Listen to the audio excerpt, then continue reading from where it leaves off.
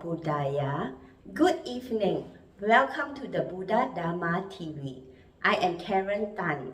Today we begin our program with a Buddhist hymn called Paticca Samuppada by Visarada Savima Ratnayaka of Sri Lanka. Paticca Samuppada. Avijja paccaya sankhara, sankhara paccaya viññāṇam, viññāṇa paccaya nāma rūpaṃ, nāma rūpa paccaya salayatanam, salayatana paccaya passo, passa paccaya vedana, vedana paccaya tanha, tanha paccaya upadanam, upadana paccaya bhavo, bhava paccaya jati, jati paccaya jara maranam, sota parideva dukkha domanastya payasa sambhavanti, evametasta kevalasta dukkha kandasta samudayo hoti,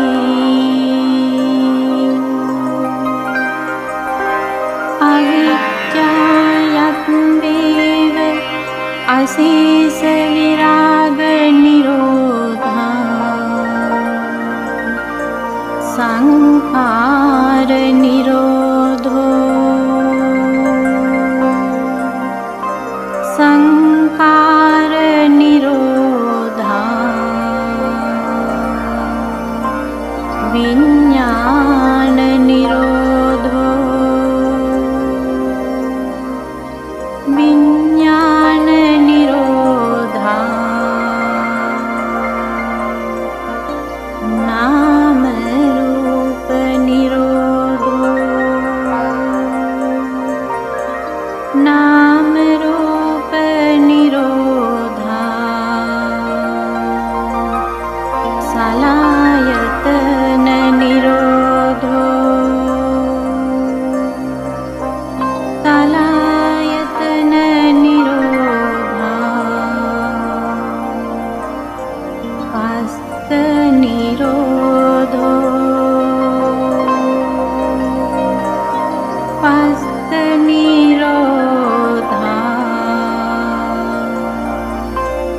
vedana nirodho, vedana nirodha, tanha nirodho, tanha nirodha, upadana nirodho, upadana nirodha, bhava nirodho,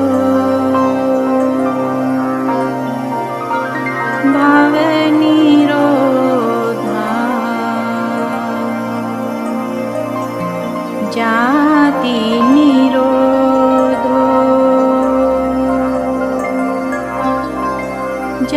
व्याधिनिरोधा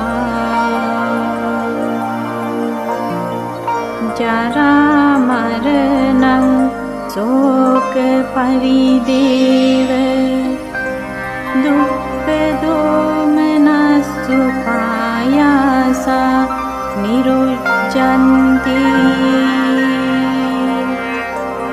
एवमेतस्य केवलस्य दुःखस्कन्धस्य निरोधो होति. It was cool, beautifully recited by Visarada Sirima Ratnayaka. And now our next item is from Dr. Bhikkhu Bodhi, who talk about the holy book of Anguttara Nikaya, entitled Coming to the End of Fives. Here is Venerable Dr. Bhikkhu Bodhi to deliver the first part of his sermon. And now we are coming to the end of the Book of Fives. And so usually when we come to a sutta in any of the chapters in the Anguttara Nikaya, I sort of look through the sutta in advance. I find maybe parallel texts or texts that will shed a different light on the sutta, and I put them together. I make some notes, and then I use that as the basis for the class. But today we're going to be doing, as we come to the last sections of the Book of Fives, this will be something like, we have the expression of potluck. Potluck is where people bring different dishes to having like a party, and everybody prepares their own dish. Is that what it is? This is a little bit like potluck, or maybe a better expression, is it something grab bag? Where you have a bag with different like presents in it, and everybody reaches in, and the presents are wrapped up in different kinds of wrapping paper, so you don't know what you're getting, but you just put your hand in and you pick out something in the bag, and then you open it up, and maybe with the kids, it's a little model car, it's a little doll, it's a rubber softball. So they get the different presents within the big bag. So we're just going to go through. I just did a very quick look this morning just to see what's here. But we're not going to do elaborate explanations of each one, but just see some of the suttas maybe will be a little bit strange. Okay, so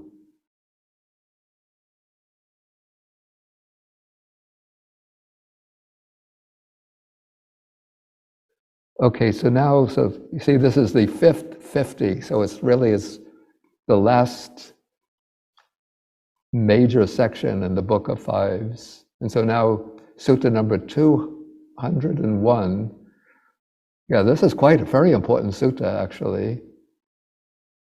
So here a monk by the name of Kimbila comes to the Buddha and asks, what is the cause and reason why the good Dhamma doesn't continue long after the Tathagata or a Buddha attains final Nibbana? And from the actual wording of the Pali, it's a little bit ambiguous whether the question concerns the teaching of any Buddha, including like the Buddhas of the distant past and maybe Buddhas of the future. According to the hypothesis, there are Buddhas through the 3 periods of time, or whether it's referring specifically to the teaching of our Buddha, the Buddha Gautama or Shakyamuni. And I translated it as if it were a generalization, but another monk who I consulted when doing this translation, Venerable Brahmali in Australia, he disagreed, and he thought that, he said, it seems more likely to me that this sutta is concerned specifically what will happen after Gautama Buddha passes away. So from the actual wording of the Pali, we just can't determine exactly what is the intention, whether it's a generalization or something referring specifically to the Buddha Gautama. But it seems to me it's a generalization. Okay, so now the Buddha is answering, and he says that after the Buddha has attained final Nibbana, the bhikkhus, bhikkhunis, male lay followers and female followers dwell without reverence and deference towards the teacher. The word translated teacher here is, I have to use a capital T to show it's referring to the Buddha himself. It's the satta. It's not a teacher, but it is the satta.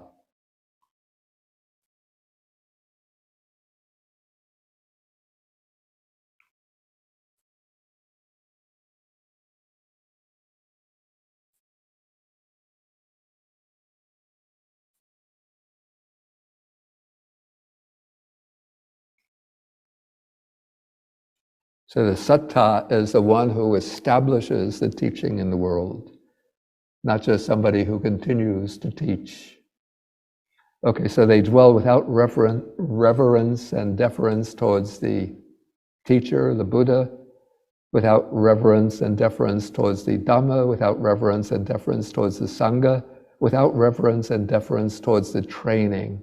So these are four essential objects of reverence. The triple gem, Buddha, Dhamma, Sangha. And then you could divide the Dhamma into two aspects. The aspect of, maybe you could say, doctrine and practice. So when you make that division, then the Dhamma is the doctrine, and the practice is the training.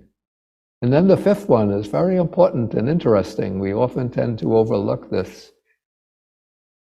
They dwell without reverence and deference toward each other.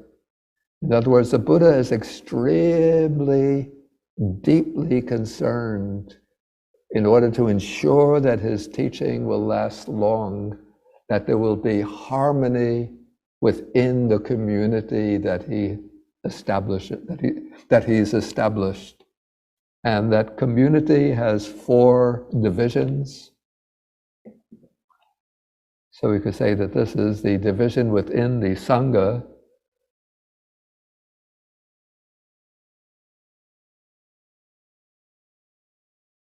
Oh, I see. Okay, it's up here. It's the bhikkhus, bhikkhunis, the male lay followers and female followers. So to ensure that the teaching lasts long, these four communities have to have reverence and deference towards each other. And maybe we could see this as operating both internally, let's say in terms of internal relations and external relations. Internal relations mean within the community of monks, they have to have reverence and deference towards each other. Within the community of bhikkhunis or nuns, reverence and deference towards each other. And so too with male lay followers and female lay followers. So that is like having harmony within the country, so that the country doesn't get split apart into a kind of maybe a non-violent civil war, internal conflicts, divisions, hostility, or like international, like wars between countries. That would be the conflicts between these different communities.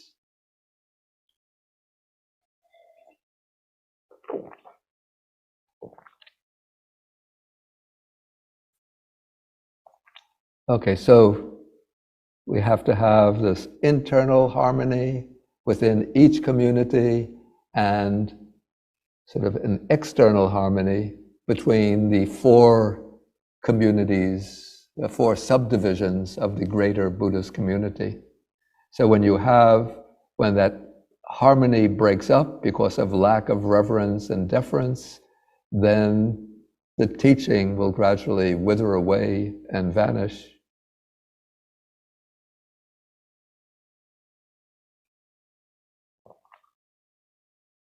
Are you still hearing me? I just got some strange message that I'm signed out. Yes, Bhante. Okay, that must refer to my other computer.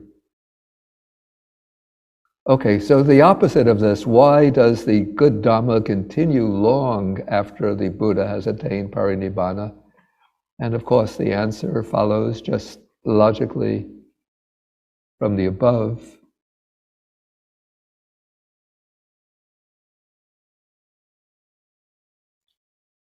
So it's when the monks, nuns, male and female lay followers have reverence and deference towards the Buddha, the Dhamma, the Sangha, and the training, and they dwell with reverence and deference towards each other.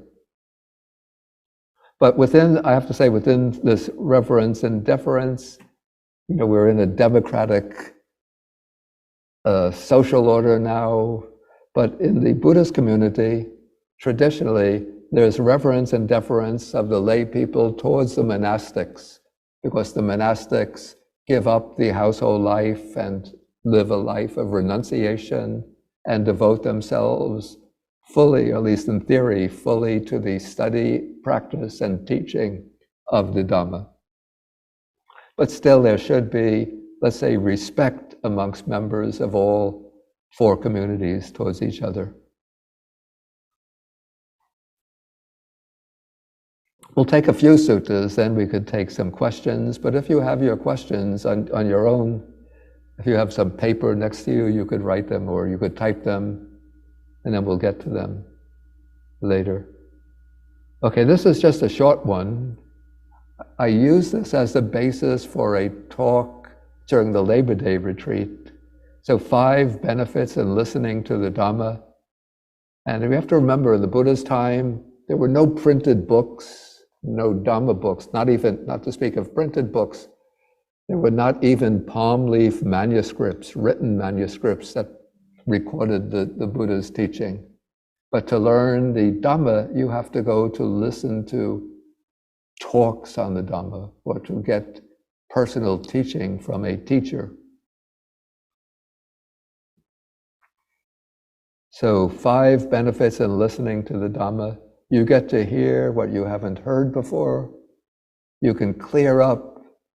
You get like elaborations on teachings that you might have heard. Brief teachings might be expounded in more detail. Unclear teachings might have been explained more clearly. You get over your doubts and perplexity. You have a chance by listening to the Dhamma, you can straighten out your views, that you clarify, and maybe you get your understanding becomes sharper and clearer, more precise. And sometimes they say just by listening to the Dhamma, the mind becomes tranquil, calm, collected. Okay, so 5 benefits in listening to the Dhamma. Some teachings that we've gone through already. I'll skip over those. This is a very important one. This is on, the word is translated here as barrenness. The Pali word is kila. Kila. I think I have it in the note. Well, Chaito kila.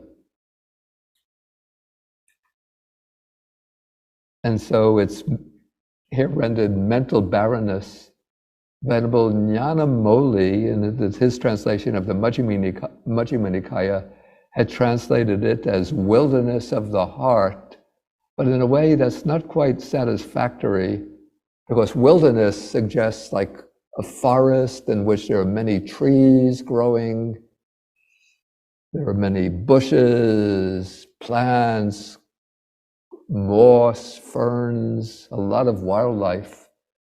But the Pali word kila has almost the opposite meaning. The actual sense is that of barren land. Like you have like a piece of, maybe it used to be fertile farmland, but now because of, you see sometimes pictures of the impact of climate change when there's long drought. no rain, then the land that had once been fertile farmland becomes hard soil, cracks appear, and nothing will grow. So that's Kila, it's barren land, hard, arid soil. And then in relation to the mind, it's barrenness of mind, rigidity of mind.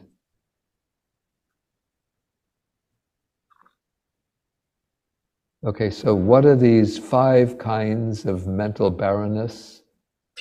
And it's explained with regard to the monk, but it could apply to anybody. So one is perplexed about the teacher, again the Buddha, this is doubt about the Buddha. And then the consequence, when you have doubt, perplexity, uncertainty about the Buddha, then you don't place confidence in him. And so the mind doesn't incline to effort, to striving, to diligent practice. And so the mind becomes barren, like a plot of land on which the crops won't grow. Then you have this perplexity and doubt about the Dhamma. Of course, a kind of inquisitive doubt is what the Buddha encourages, but this is more like a kind of stubborn, skeptical doubt, a kind of paralyzing state of uncertainty. And so one is not able to place trust in the Dhamma, and then you don't make the effort to practice diligently. You have doubt about the Sangha, and in this case, it's the Aryan Sangha. Like many people, so I have to say, sadly, when they observe the behavior sometimes of contemporary monks, it's more monks than nuns. Usually the nuns inspire more confidence than some of the monks. It leads to perplexity and doubt. But this is not referring to the conventional monastic order, but it's the Aryan Sangha, the spiritual community of noble ones. And again, there's no effort, striving, diligent practice. Similarly, if you have doubt about the training, then you're not going to devote yourself to the training. But then the 5th one is interesting here, because this ties up with the 5 things that shorten the lifespan of the Buddha's teaching.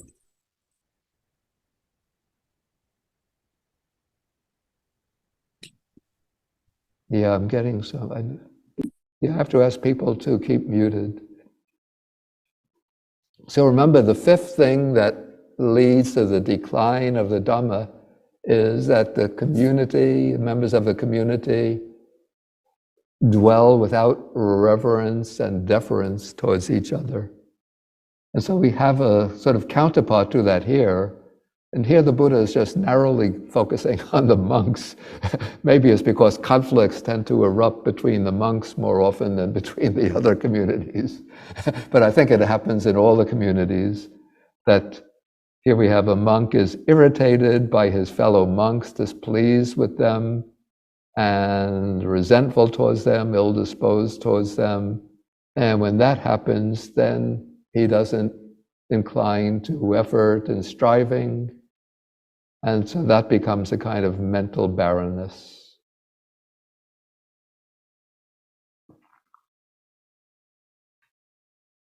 Yeah, so you could see that very close similarity between the 5 kinds of mental barrenness and the 5 things that lead to the decline of the Dhamma after the Buddha passes away.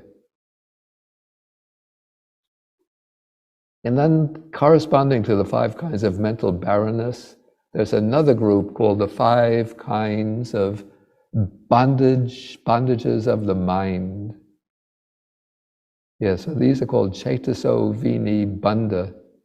And then the commentary says that these are things that grasp the mind, that shackle it as though you're grabbing it with a fist. And so therefore they're called bondages of the mind. So the first 3, and again is explained with relation in regard to a monk. And the first 3 seem a bit similar.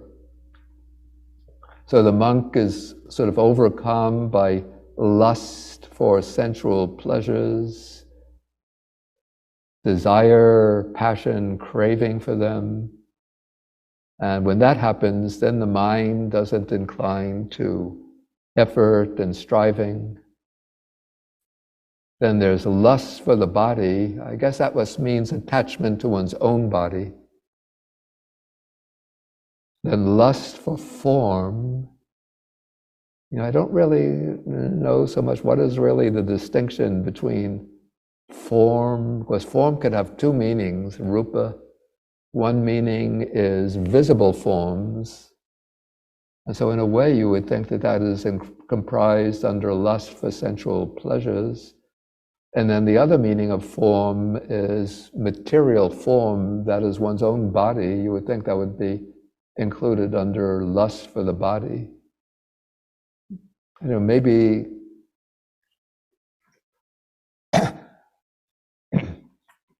in setting out this group, the Buddha wanted to have 5 bondages of the mind corresponding to the 5 kinds of mental barrenness. So to create a group of 5, he just brings in form here.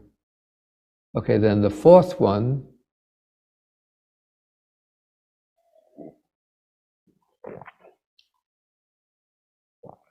is that the monk eats as much as he wants until his belly is full. And then once he gets a full belly, then when it comes time for meditation, he starts thinking, I ate too much, I really have to lie down. Maybe take a little rest before I can start practicing meditation. And then he'll set his alarm clock for 2 hours, so he'll take a little nap of 2 hours. And so then he indulges in what's called the pleasure of rest. Of course, rest is neutral, rest you need, but this is the pleasure of sloth, the pleasure of sleep. And so then after taking a nap for 2 hours, he wakes up and the mind is sort of reeling from excessive sleep. And then he just doesn't have that determination to undertake the work of practice. So that's the 4th bondage of the mind. Then the 5th one is that the monk lives the spiritual life, the life of renunciation, and even the life of meditation, but not aiming for liberation, but hoping for rebirth in a certain group of devas, with the thought, by following this code of virtuous behavior, undertaking these observances, even practicing austerity, renunciation, I will be reborn as a deva or as a follower of the devas amongst the group of devas.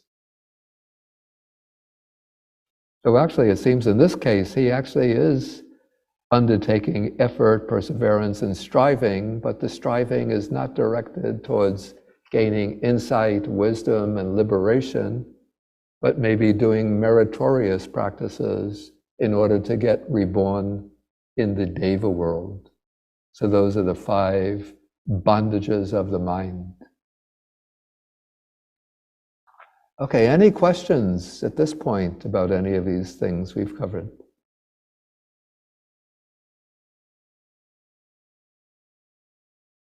Okay, I don't see any hand. Okay, I see one. So this will be Charu Dhamma.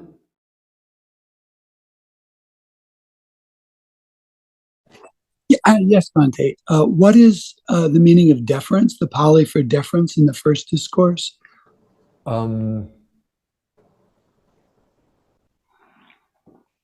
And the implications of the lack of deference, which I think we see these days.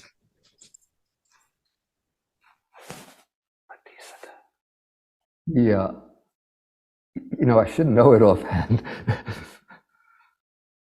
Let me I'm opening up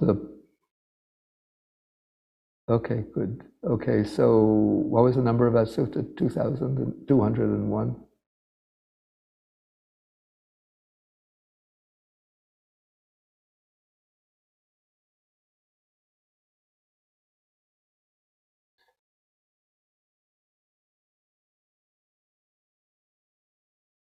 Yeah, the Pali word I'll copy and put it in.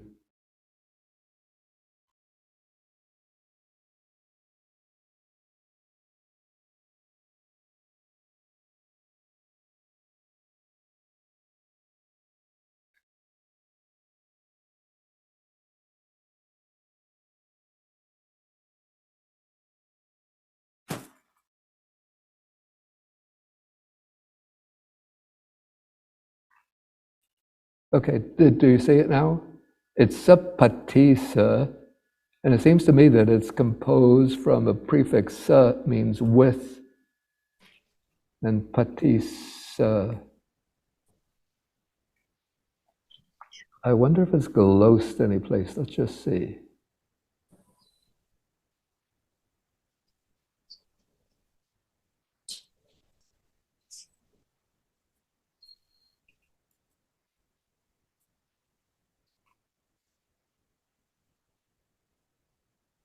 Hmm.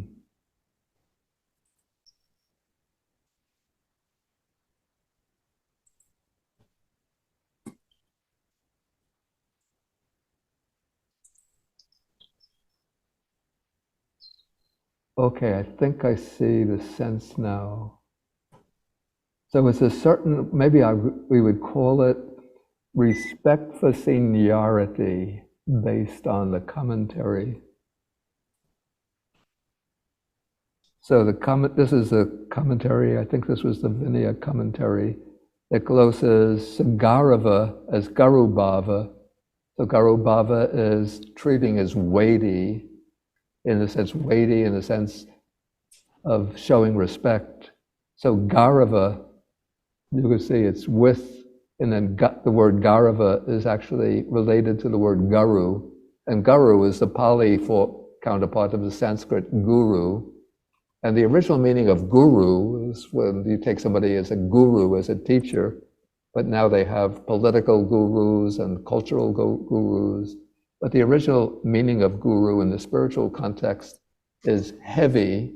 So the person who is treated as heavy in the sense that you assign importance to that person has a major role in one's life, that is one's guru. So it's the person towards whom one shows reverence. So that's the guru, Garubhava. That's Garava is derived from the word guru. And then sapatisa is related to the word Jataka Bhava. Jataka means elder. So it's the one who is treated as being an elder. Like a Jataka Bhatta is the elder brother. So it's a relationship of respect that juniors will show towards elders, or maybe that those of, say, less spiritual development will extend to those who are at higher levels of spiritual development. Yeah, I take that to be the sense of sapatisa. Okay, let's see. Thank you, Bande. Okay, now I've lost sight of the...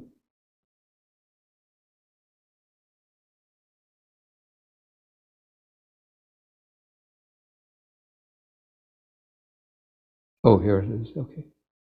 Okay, when you finish, then you lower the hand. Next is Damon. Yes, thank you, Bhante. Could you reconcile the admonishment against doubt with the Buddha's invite for us to not take his word for things, but to find out for ourselves? Yeah, I think I just made that distinction. I said that the Buddha encourages what I call inquisitive doubt, Okay, interrogation, investigative doubt. But this is a kind of stubborn, right. kind of state of perpetual perplexity, indecision, unwillingness to sort of take that step of, it's a little bit like, there's a simile that occurs, I think it's in the Questions of King Melinda, that faith is like when you come to a river and you're on one side and you want to get across the river, you have to jump into the water and start to swim. If you are always standing on the bank and just doubting, can I cross the river? Can I cross the river? Should I cross the river? Then you just don't get across the river.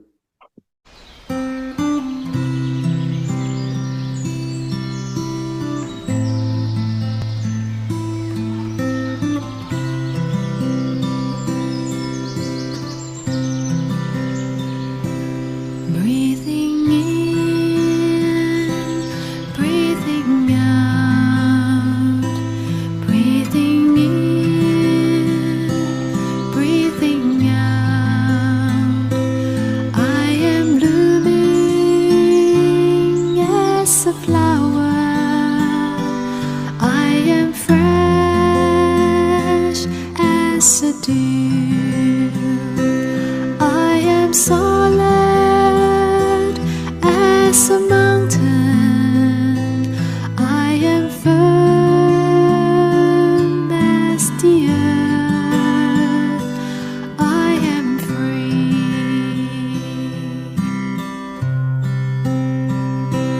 Breathing in, breathing out, breathing in, breathing out.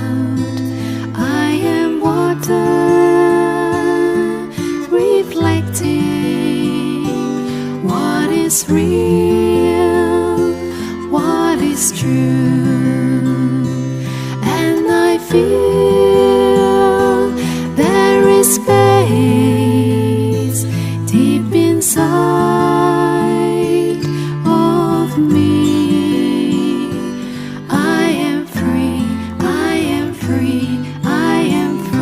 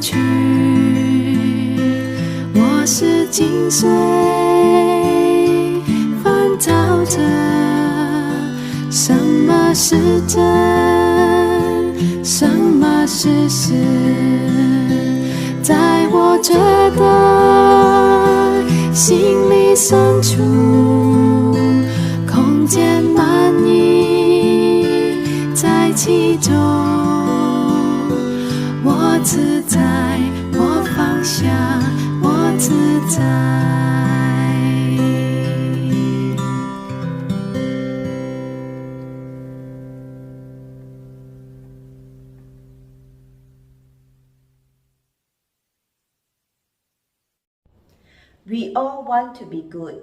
We all also want to help the helpless. But unfortunately, we don't know how to do it. And why do we need to do it, etc. Here is Venerable Ajahan Brahm to talk about it. Let's listen to what the Venerable Master has to say regarding this. There's only a few questions here this evening, but I'm sure that during the talk and that many more questions may come up. So if you need to ask some more questions, please feel free to do so. A lot of time to encourage questions. I've often told a story, which I think many of you may remember, that one day somebody came to see the Buddha and they asked their own questions. And the question they said, first of all, that I work very, very hard and I don't spend much money, but nevertheless, even though I work hard, it's very difficult to get enough spare money to retire or go on holidays. Why is it that even though I worked hard at school and I work hard now, I still can't make enough money to retire? And other people, they don't work hard at all. They make lots of money. Why don't I become rich in this life? And the Buddha replied to him, there's a reason for that from your past life. And I think the reason usually is, if you were generous in a past life, you usually have more money spare in this life. It's because of generosity.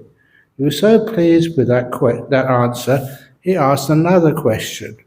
He said, why is it that some people are beautiful? Even when they were born, they don't do much for themselves, but they find it so easy to find a partner because they're very attractive. While other people are just ugly, even if they go to spas or they go to South Korea, to Gangnam to have reconstruction, they still don't look nice. Why is it that some people are beautiful while other people are ugly? And you may have noticed that when I said this story, I was looking at the floor. And there's a reason behind that, because once I was in Singapore when I told this story, and I just happened by chance to be looking at one woman when I said ugly. And she really complained. Why did you say ugly when you were looking at me, Ajahn Brahm? And so it's also not so much of a difficulty now because I'm an old monk. If you say beautiful when you happen to be looking at somebody, again people feel, oh, what is this monk about? So I usually look at the floor. But he gave a good answer. And you know the reason for beautiful or ugly in this life, it's usually because of your virtuous behavior in the past, if you're a good person. But anyhow, he was pleased with that answer. But the reason I tell this story was the last question this man asked, why is it that some people are intelligent? They manage to pass exams at school and university. They don't tend to do much work, but they pass and get first-class honors, and they're just so intelligent people. Well, you may have some children, you get them, tutors, extra special help with their O-levels or A-levels, and still they fail. Why is it that some people are naturally intelligent while other people are stupid? Why? And the Buddha gave the answer, which was a beautiful answer, that you will be intelligent in your next life. You find it easy going through school and university. You don't have to do much work and you still get top grades. You'll be intelligent in your next life if you ask questions in this life. If you don't ask questions, you'll have a very difficult time in your next life. So, any questions? Let's go for the first one. And that makes a lot of sense to me. Simply because that idea of questioning, interest in finding out the answers to things, in a respectful way, is very important. And at least in Buddhism, the type of Buddhism we teach here, you're always allowed to ask questions. Now, to challenge monks and nuns. What are you doing? What do you do that for? And it is our job to do the very best to answer those questions out of respect for the Dhamma. So you get asked a lot of questions. Thank you for doing that. And for a long time, I always try to do my best to answer them to the best of my ability. Sometimes I fail because maybe the time's running out or it's late at night, but I will always try and respect your question to give the best answer I possibly can. That's how I've been taught. The Buddha said the two things you're supposed to do is Dhamma Sawanang, which is listening to Dhamma, and Dhamma Sakacha, which is asking questions. Both are just as important, and it's important that we do this and we respect the words of the Buddha. Anyway, first question. During the first stage of meditation, i.e. establishing present moment awareness by letting go of past and future, can there still be skillful inner commentary to direct the mind away from past and future? This is, for those of you who are not on the retreat, I was telling that even in Anapanasati Sutta taught by the Buddha said the first thing to do is to find a convenient location, a place which is not disturbed by lots of sound. And he even said, like a place which hasn't got too many mosquitoes or creeping, crawling things to disturb you. And many people feel that they need to go to a forest.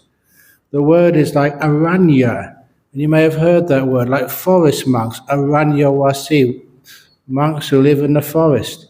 But it does not mean forest. Aranya means like wilderness, not ruled, not under a king or a queen or something. Far enough away that you can meditate there without disturbance. If you want to understand a typical place where you can go to meditate and become fully enlightened, how many of you have been to Bodh Gaya in India on pilgrimage? Well, quite a few of you have. I remember in the old days, it was called Uruwela. It was a place, it was a garden next to the river. In those days, it was very peaceful. Next to a river, you can go and bathe, get some water, and it was a park. It was very, very conducive, hardly anybody there, a great place to meditate. And this was important, to find such places where you can develop deep meditation in peace. So you find a nice place. The second thing to do is they say, sit cross-legged. In the time of the Buddha, everybody would do that. But there are some people who, either through sports injuries or physical injuries, such as car crashes, you can't sit for long cross-legged. What can they do? You sit on a chair, or any way which you can sit comfortably, not disturbed by the body. And that is what that means. It says one thing, but you can interpret that because you understand the meaning of it, so you don't have to be disturbed by your body. And the next thing, what I was really focusing on this question, was they call it parimukkhang sati, you establish. You establish mindfulness, parimukkhang.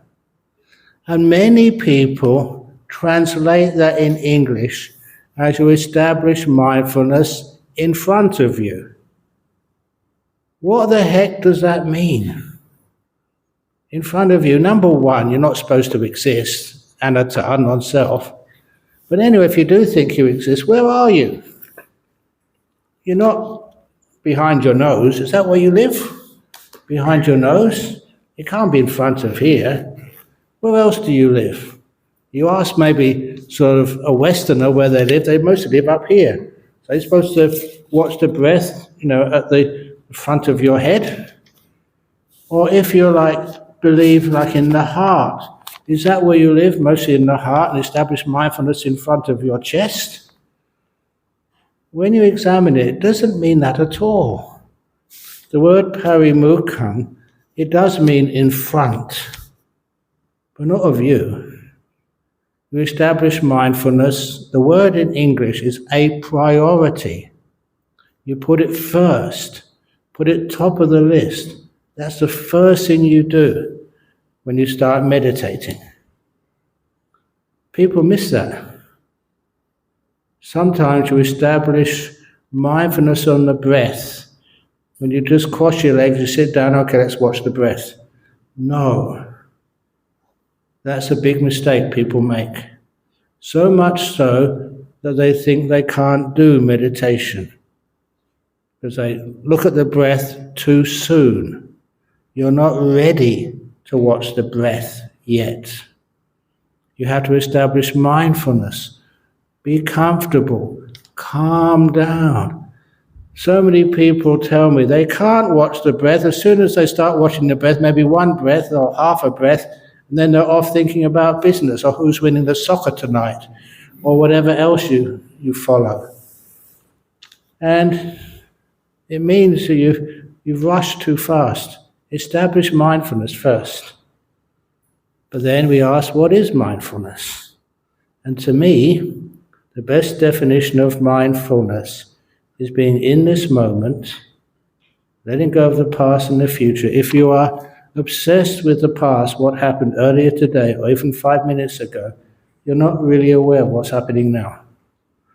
And if you're thinking, how long is that jump I'm going to take answering this one question? There's so many more to answer afterwards.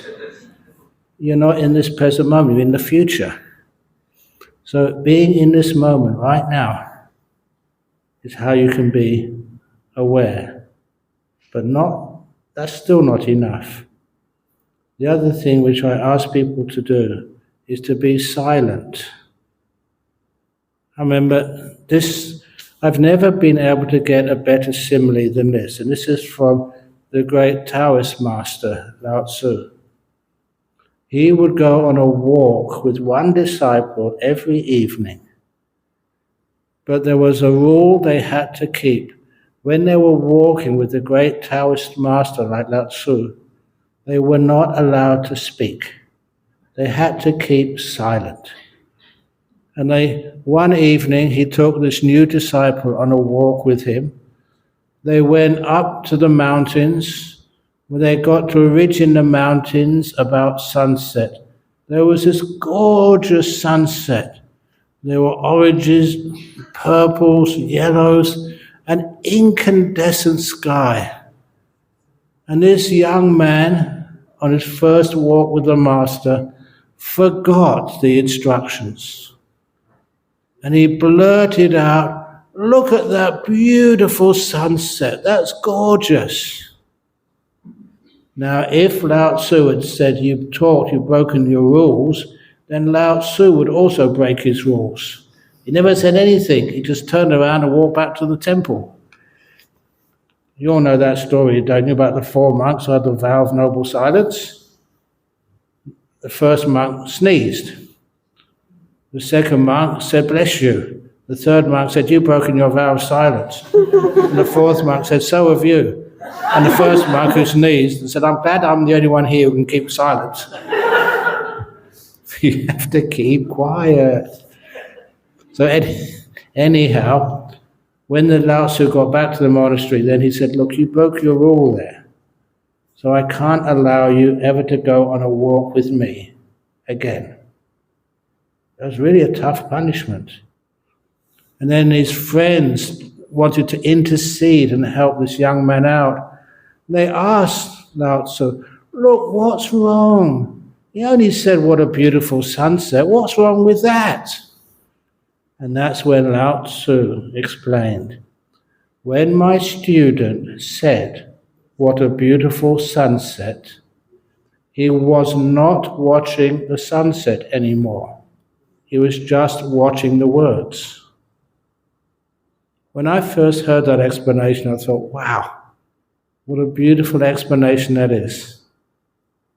If you see the stars at night and think, that's a beautiful stars in the sky, you're not watching the stars anymore. You're watching your explanation, the words. Real mindfulness is without words.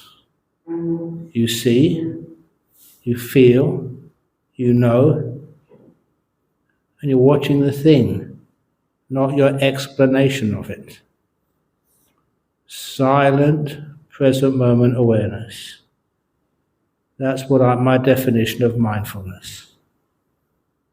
Easy to understand, And once you get into it, it's so much more beautiful.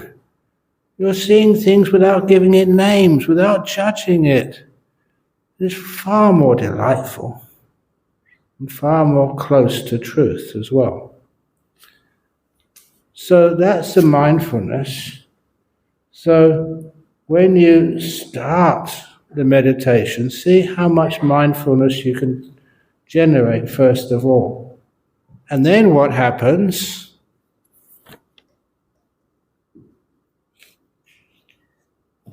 Thank you. That keeps the questions from blowing away.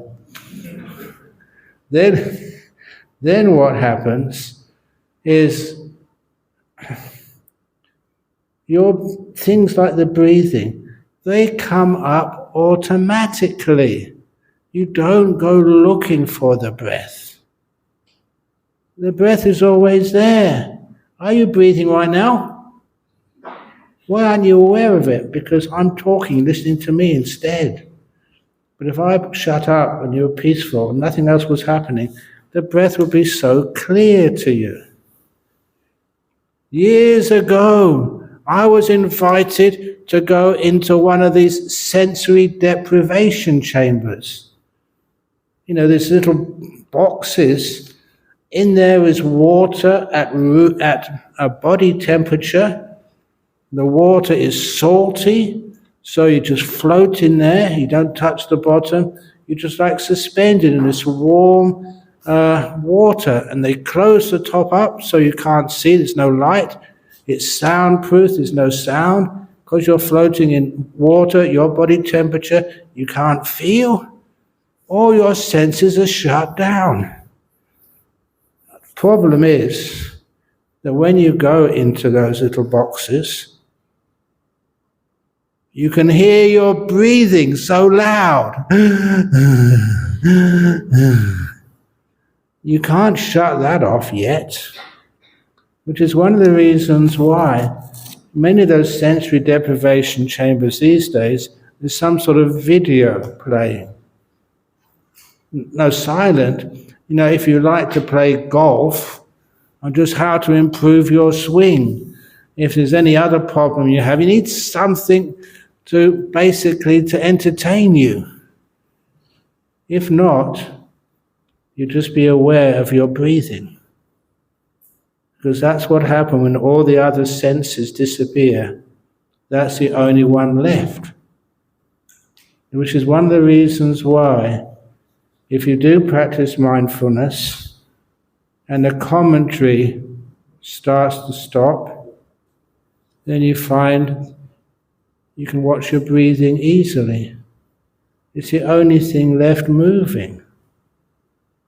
So this is the general beginning of all meditation. Just letting go of past and future, actually being real right here, right now, and stopping the commentary, being still enough. It's not that hard to stop that commentary. I remember a business meeting. They asked me, can you please tell all these high-flying business people how to be still? Yeah, easy. So I asked everybody to close their eyes. I'll ask you to do this now. Please close your eyes and listen to me.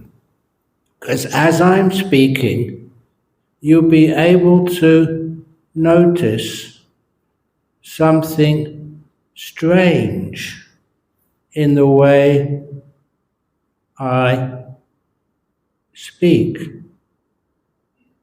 You'll be able to notice there are many spaces between my words. In those gaps between my words, what was happening in your mind?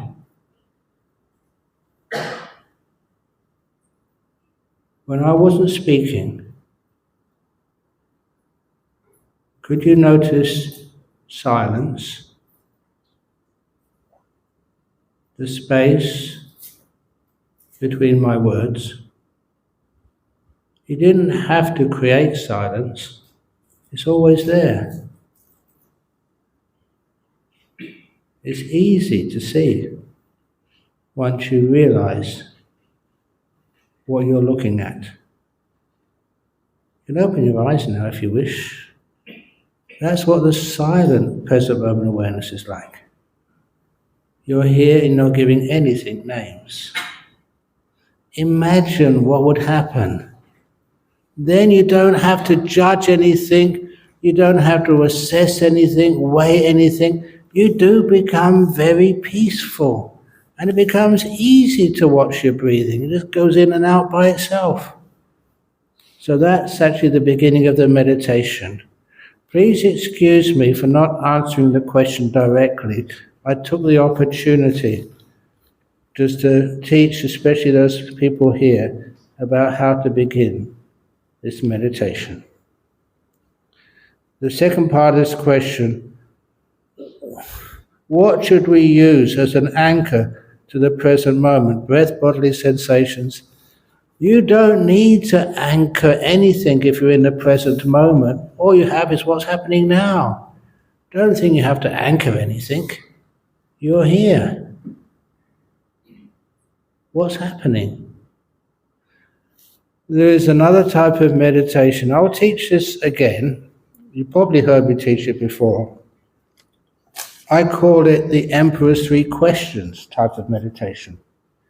It's based on a story by Leo Tolstoy, which I read as a student. There was an emperor who was fed up with religions always arguing who's the best. Even with Buddhism, which is the best meditation? Theravada meditation, Zen meditation, Vajrayana meditation, the forest teacher's meditation, this meditation, Vipassana meditation, Samatha meditation, Metta meditation.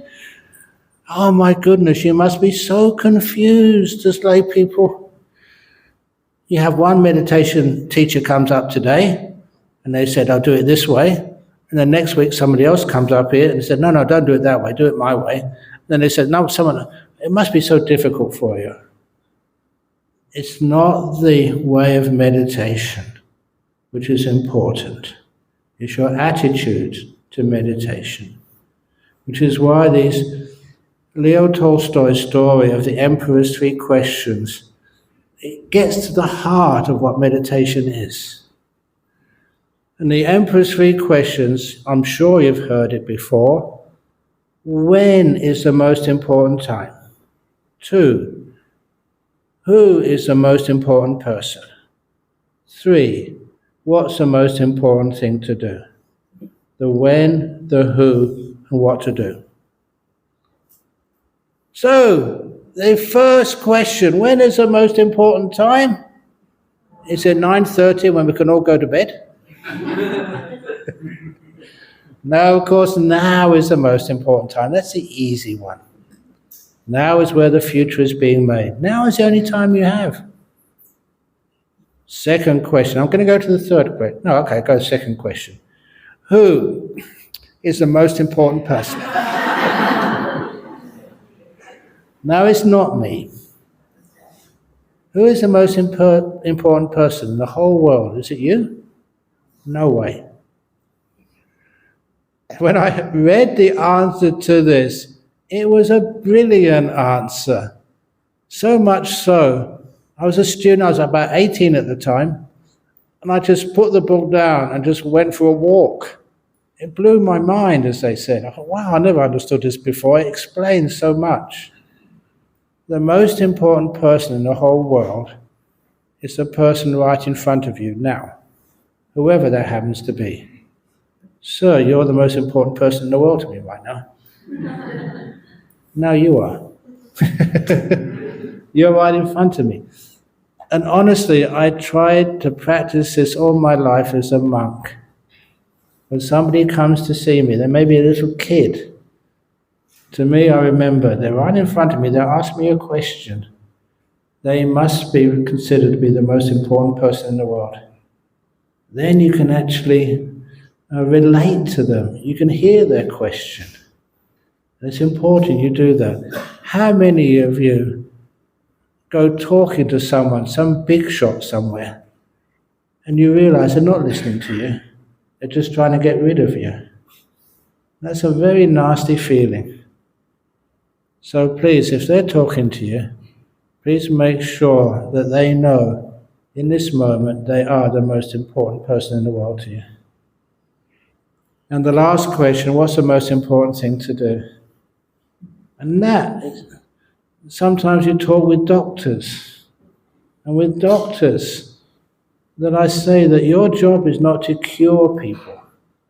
If you think as a doctor you have to cure people, you'll get disappointed, frustrated so many times. You'll be a failure. You can't always cure people as a doctor. One day they will die. What you can always do is care for them. In English, it's just the change of one letter from the U to the A. Care for people. I remember this one doctor was about to resign because he felt a failure when one of his patients died. And I told him, look, curing people is not your purpose in life. Caring for people is. You never need to feel a failure. You can always care for people. You can't always cure them. So those become the Emperor's 3 questions. What's that got to do with meditation? Everything. That's all you need to do to get enlightened, if you want to. Now's the only time you have. Forget about what happened this afternoon when you were meditating. Forget what you're going to do tomorrow. Now's the only time you ever have. Now is the most important time. What is the most important meditation object? What are you supposed to be aware of? Whatever is in front of your mind right now, whatever that is, even the most stupid, embarrassing object of meditation, if it's here right now, it's important. It's come to teach you something to learn from. So don't discriminate. Now, please excuse me, you may be having a sexual fantasy. I shouldn't do that. Or you may be having these images of great nimittas. Oh, that's okay, I'll take that. No, whatever's in front right now, that's the most important thing in the whole world. What do you do with it? You care for it. You never ever try and get rid of anything. You never try and keep anything. You care for it. And it will stay as long as it's needed to teach you what you need to know. Trust in that. So when is the most important time? What's the most important meditation object? Whatever's right now in front of you. And what do you do with it? Just care for it. Open the door of your heart to this moment, that's all. So simple, but so powerful. And all the other types of meditation, everything I'm going to teach is basically an expansion of that. You're watching the body first of all, relaxing it, building up mindfulness, and the body tends to vanish and you watch the mind. What am I supposed to watch the mind? When the body vanishes, you're still aware. What are you aware of? When you're peaceful, when you're happy, just be with it. Don't choose, don't try and get rid of things. Be with it. Your job is to learn. You are really respectful. That's why I respect you here in Penang. I can say anything, teach anything, and you will just listen. Well done. That's what to do when you are meditating. Whatever comes up in your mind, be aware of it, be kind to it. It's important. You learn so much from it. Okay, that's the first question in half an hour. But I added so much other information as well. I'll try to be quicker for the next question. But first of all, is that okay so far? Does anyone want to comment back? It makes meditation so easy. You just stop interfering and thinking, I shouldn't be aware of this, I should be aware of something else. You're giving importance to this moment. You're not trying hard. This moment is the most important in the whole world. That's it. How to stop myself from falling asleep during meditation. Don't even try to stop. If you feel sleepy, all of you who are staying here on this retreat, haven't you got beds in the dormitories? If you have, you know what a bed is there for? To sleep on. If you feel tired, really tired, then go to bed. It's amazing. If you stop fighting sleepiness, understand it. I told this story in interviews, I'm going to tell it again now. This is from the sutras. This is the stories told by the Buddha. So you can't argue with these. These are pretty, from the master himself. And so he was walking with his attendant, Ananda. They saw in the forest a monk sitting in perfect meditation posture. Right leg over the left leg, right hand over the left hand, thumb slightly touching, back straight, chin tucked in, eyes closed but not shut down hard, perfectly still. And the Buddha turned around to Ananda and said, I'm worried about that monk. Sure enough, a couple of weeks later, that monk disrobed. And then, deeper in the forest, he saw another monk. And this monk, his posture was not that perfect, and he was nodding, really falling asleep. Actually, he probably was already asleep. And the Buddha turned to Ananda and smiled. And Ananda, why are you smiling? Not worried about him. A couple of weeks later, that monk was perfectly enlightened with psychic powers. So if you're sleepy during this meditation retreat, just please carry on for another week after we finish. And we may have another enlightened person here in Penang. No, that kind of shocked me when I first saw it, until later on when you practiced a lot and taught with so many other monks and nuns. Oh, please come in. No problem, please come in the back. Taught with so many others, and you realize what was happening. The first monk, sitting perfectly straight, was a control freak. He was always ordering his body to sit straight, not to move, not to be sleepy. That is never a path to stillness. The control freak eventually just can't go any further.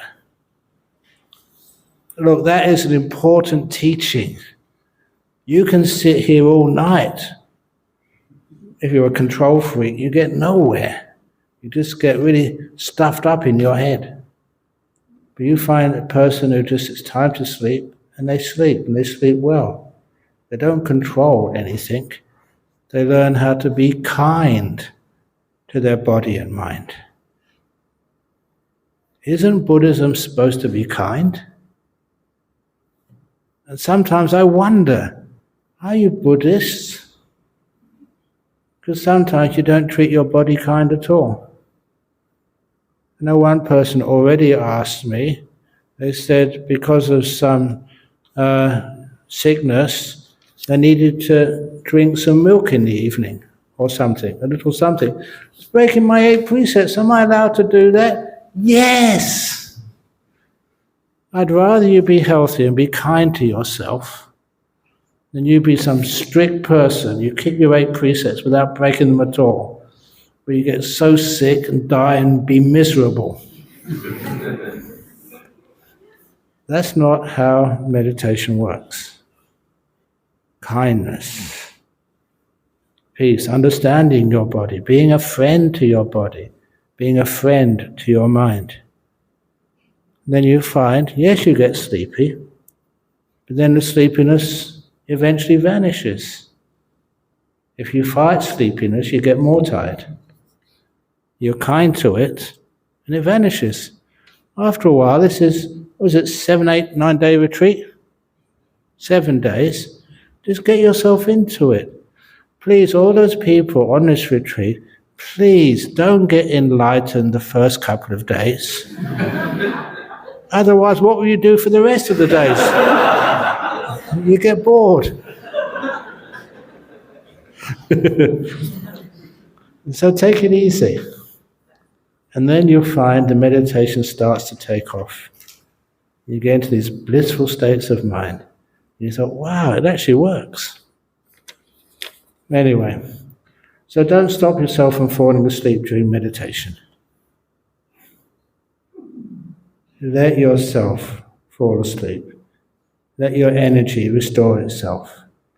And then let the clarity of mind appear by itself.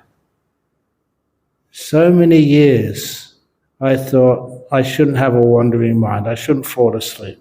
Tried all sorts of things to keep awake. None of it worked. Except I was only sleeping 4.5 hours a day, maximum. And no wonder I was tired. I was eating very, very rotten food.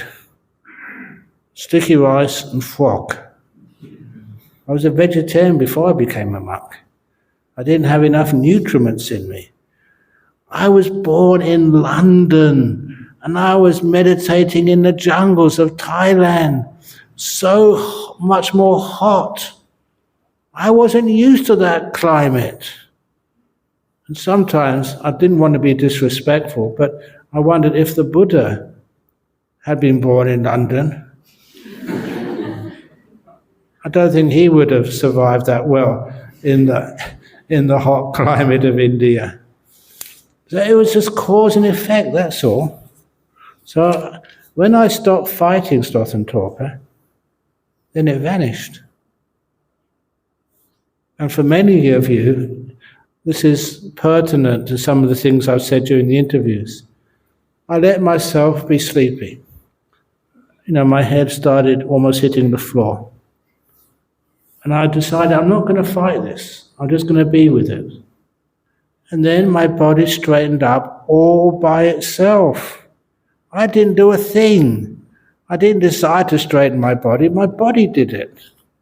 Your body is an autonomous thing. And when you go to sleep at night, you move. You don't tell your body to move. It does it by itself.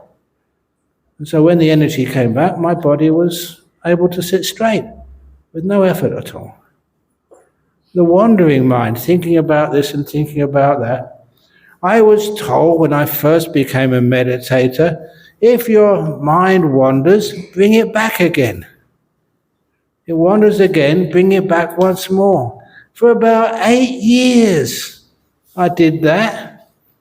It did not work. I thought, when is it going to stay still? It always goes over there, bring it back, okay. Goes over there, bring it back. Goes somewhere else, bring it back. No, because I was a long-time meditator. After 8 years, it didn't work. So what do you do next? You practice kindness.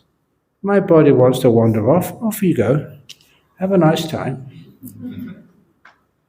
I let my mind wander off. And it came back straight away. Weird. But that's how it worked. And I asked myself, why does my mind want to wander off? I want to watch the breath. What's wrong with that? It'd be great for my mind to watch the breath. You might get some nice peace and beautiful lights in the mind, jhanas, enlightenment. Why not? And so instead of forcing my mind to watch the breath, if you want to, fine.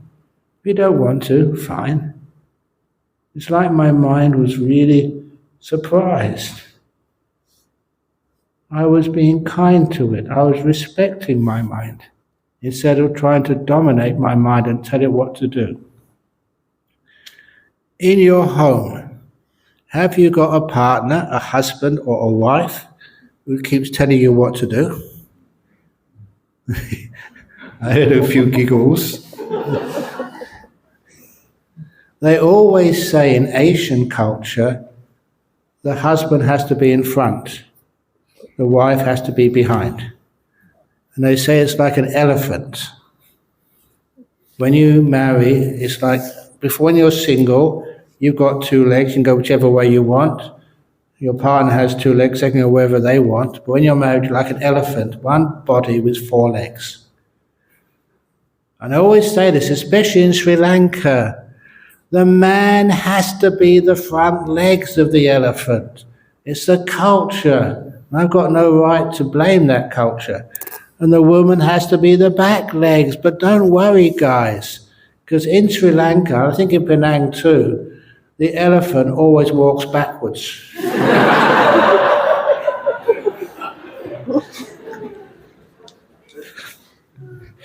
You get the message there. But if mind does wander off, let it. Be kind to it. Mind if you want to wander off, that's fine by me. Then the mind doesn't wander off at all. It's found someone who cares for it, understands it, will never go anywhere.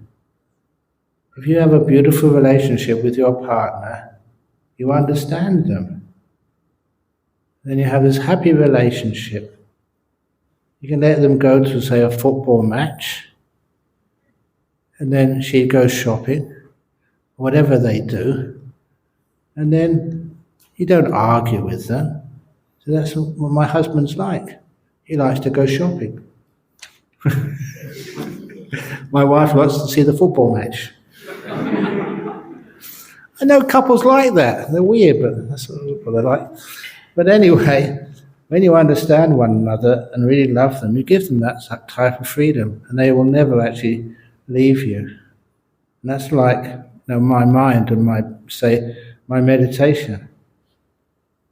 After all these years, I've got a really good relationship with the mind. My mind and I, if I'm not talking, if I have some peace in the afternoon or evening, my mind and I, we chill out together. You know what chilling out means? We meditate. We love each other's company, because I never tell my mind what to do. We just hang out together. We don't need to worry about a wandering mind, because we like each other. My mind doesn't wander anywhere. Please try that. It took me too many years to figure out myself. But it works.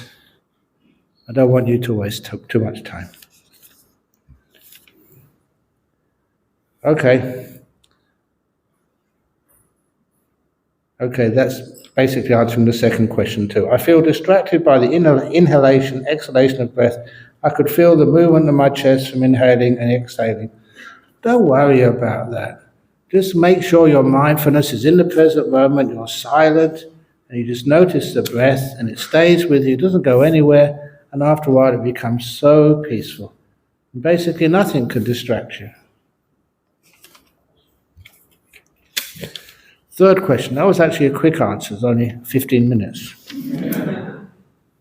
What is life after death? Can we stop reincarnation? Can we stop sorrow? You can stop sorrow. That's the first thing. Very easy to do. Why be sorrowful about something which you cannot stop? Say, for example, someone close to you in this life dies.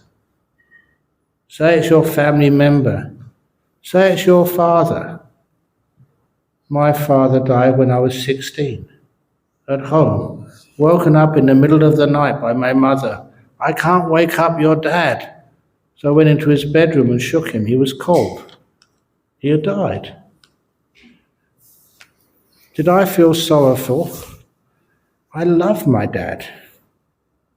He's one of my mentors in early life. I never felt sad at all. Even though you lost your dad. No, I never actually said that. I didn't lose my dad. I gained my dad for 16 years. I never looked at what was taken away. I looked at what I enjoyed. 16 years of a very loving father. And at his funeral service, I never cried. I've never felt sad that my father died.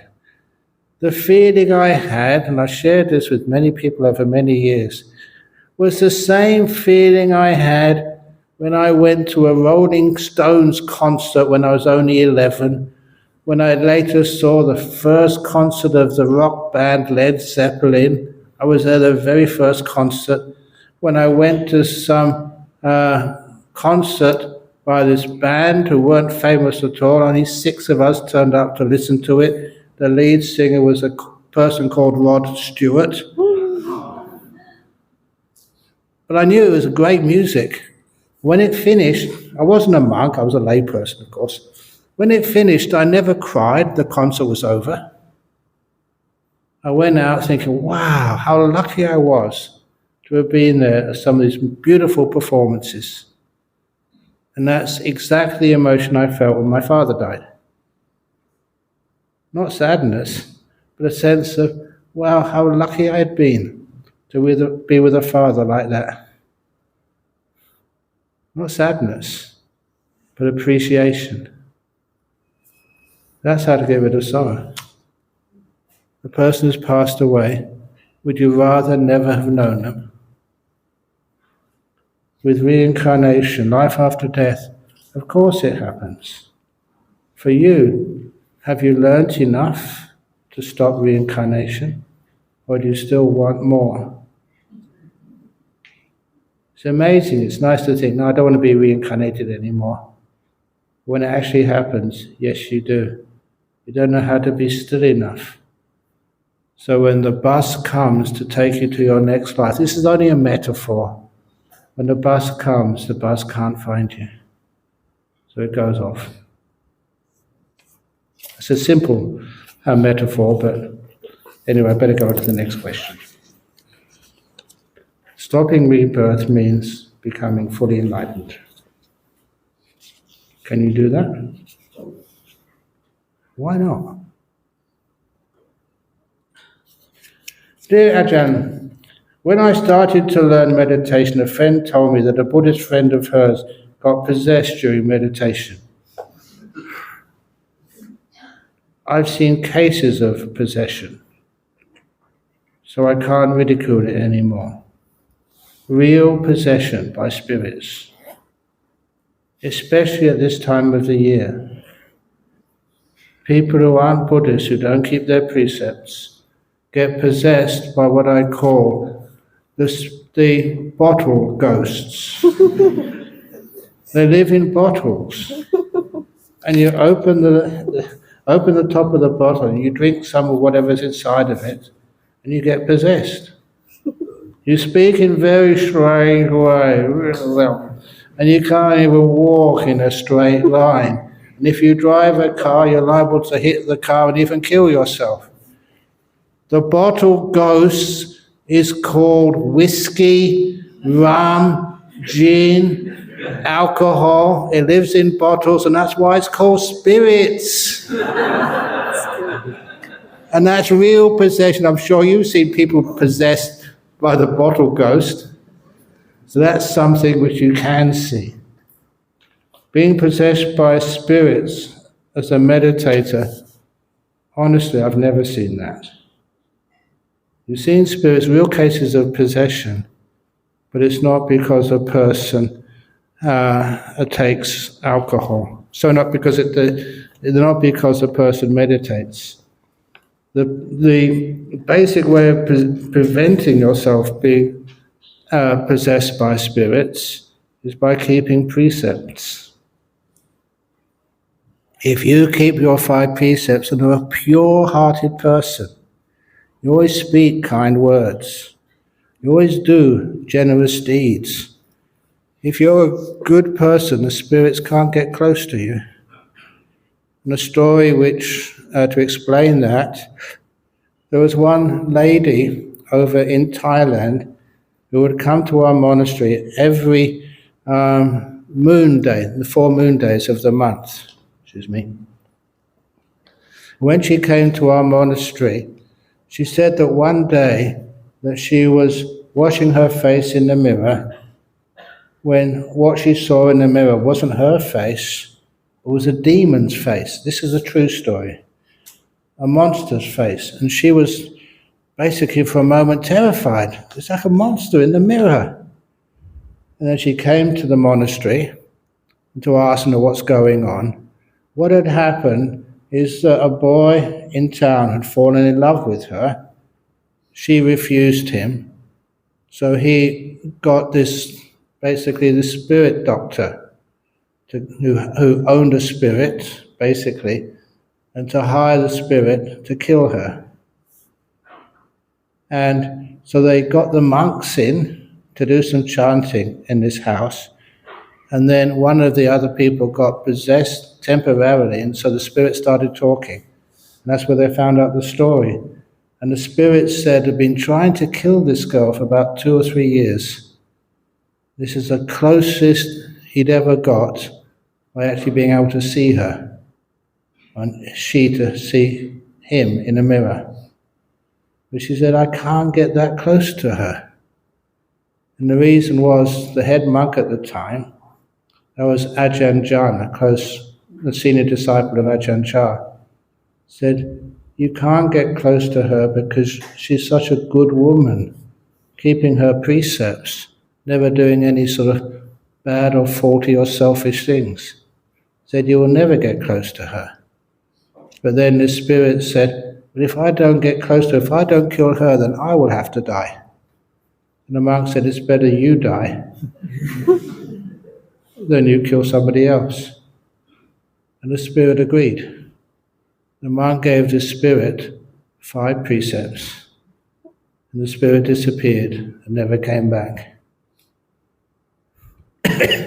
That's what happens. I've seen so many cases of that. You keep things like just 5 precepts, be a good person. The spirits, they just can't get to you, they can't harm you. Meditation is certainly not dangerous at all. So whoever said a friend of a friend told me the Buddhist friend of hers got possessed during meditation, I don't know what meditation she was doing, but if she was keeping her precepts, that's impossible. Is it possible for one to get possessed by spirits during meditation? Keep precepts? No. If so, what could have gone wrong during meditation? It wasn't backed up by sila, by precepts. And what should one do if that should happen? Is just the possession will disappear. And then when it does, make sure next time you keep precepts. You do good things. But please don't be afraid.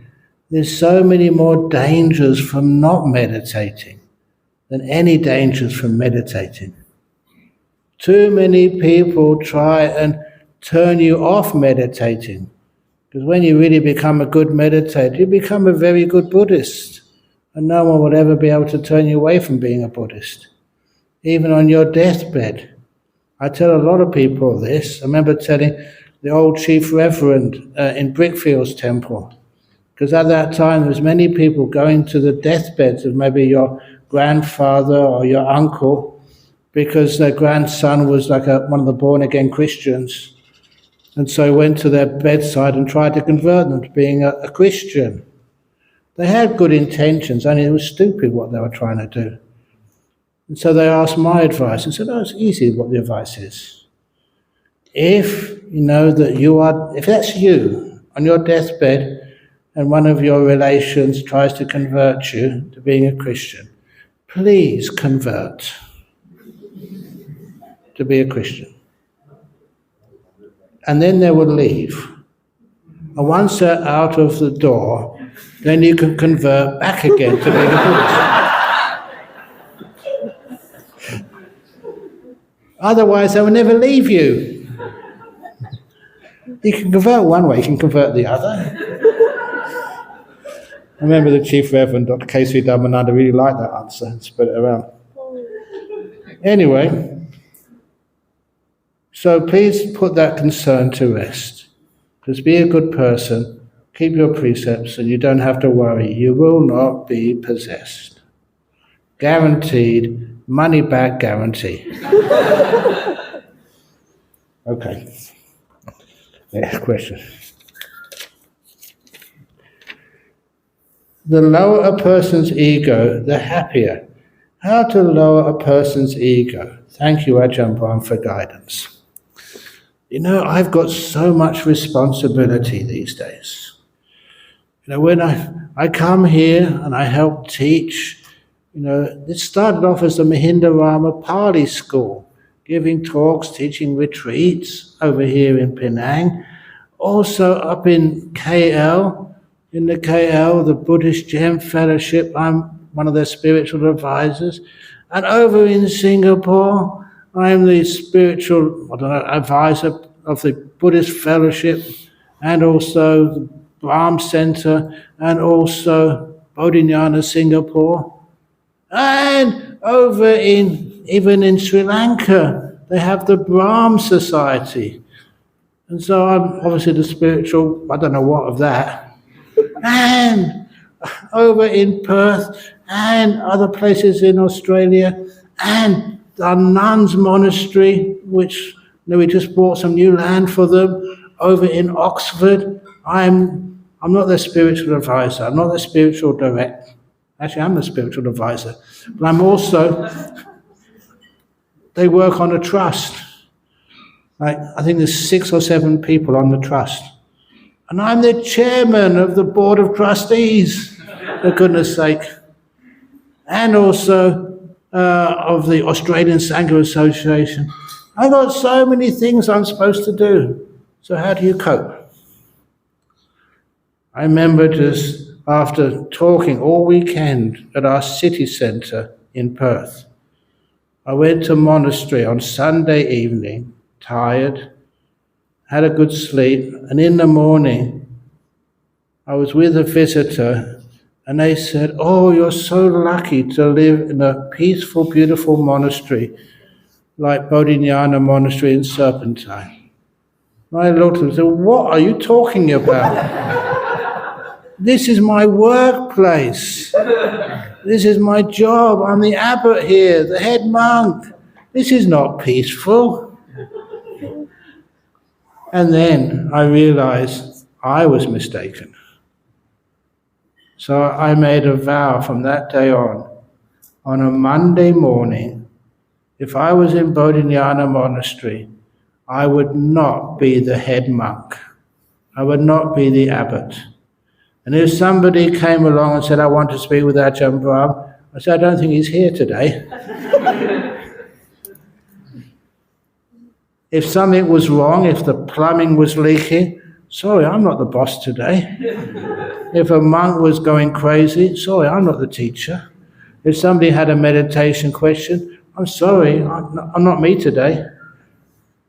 I took one morning off every week. Just one morning. That's not much to ask. You know, most people only work 5 days a week, maybe 6 days a week. I was working 6.5 days a week. So when I had a morning off, the result was spectacular. I could see what you saw if you went to Bodhinyana Monastery, where I live. It was a peaceful place when you're not the boss.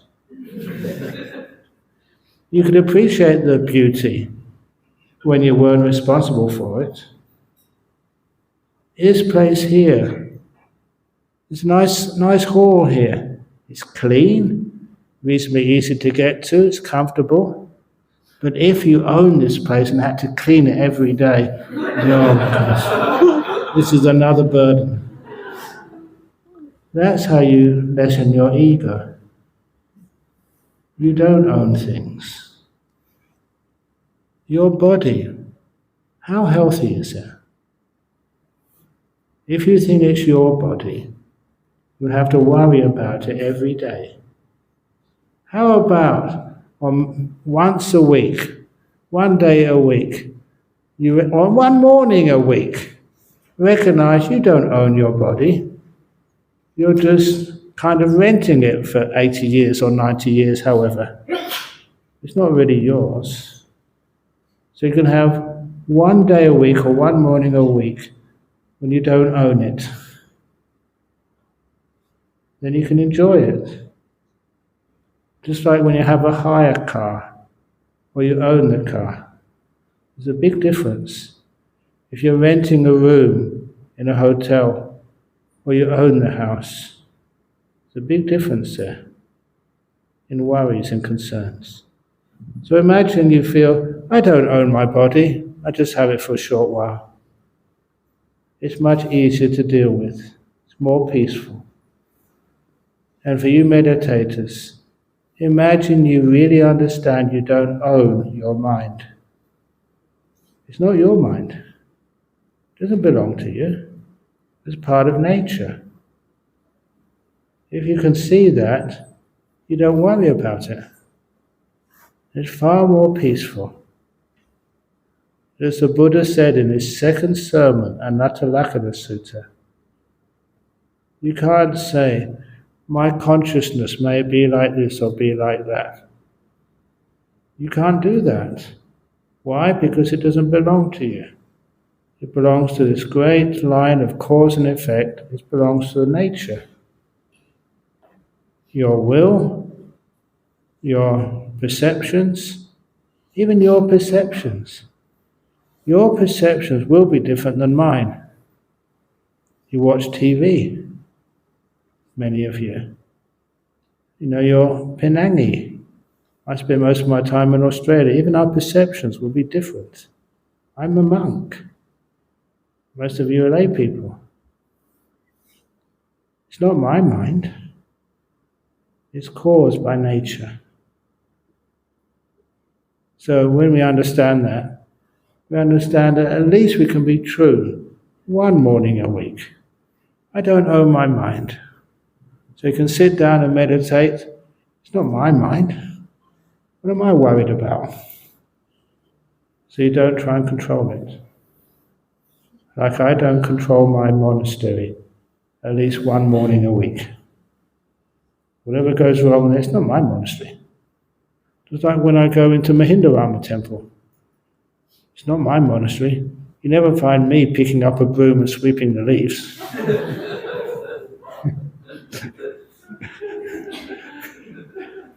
So maybe you can get the message there.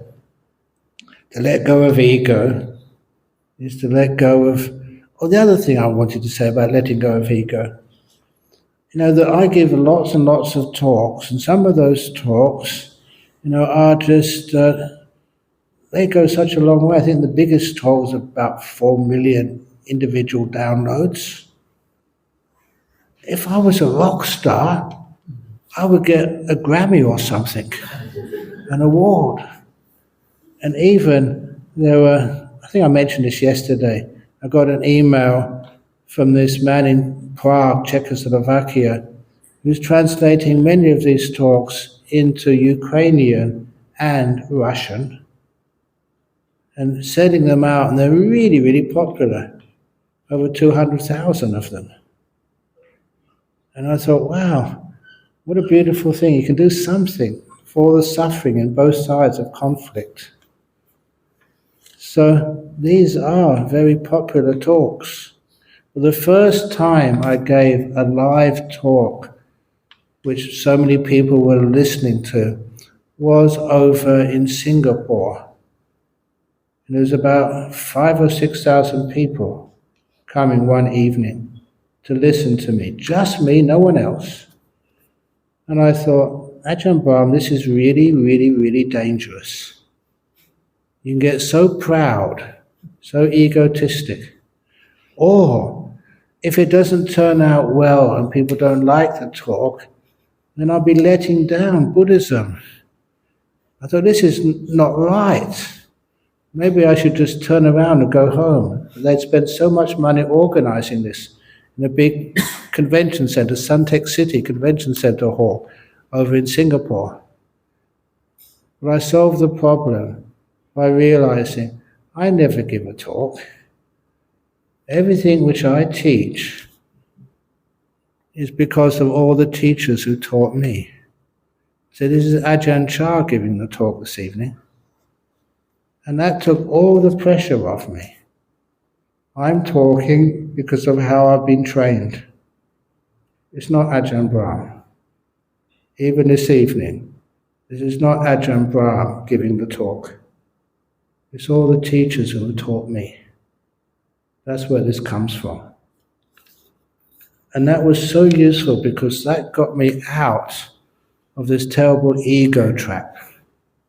When I realized cause and effect, it's not a human being giving a talk, it's all the teachers who taught me.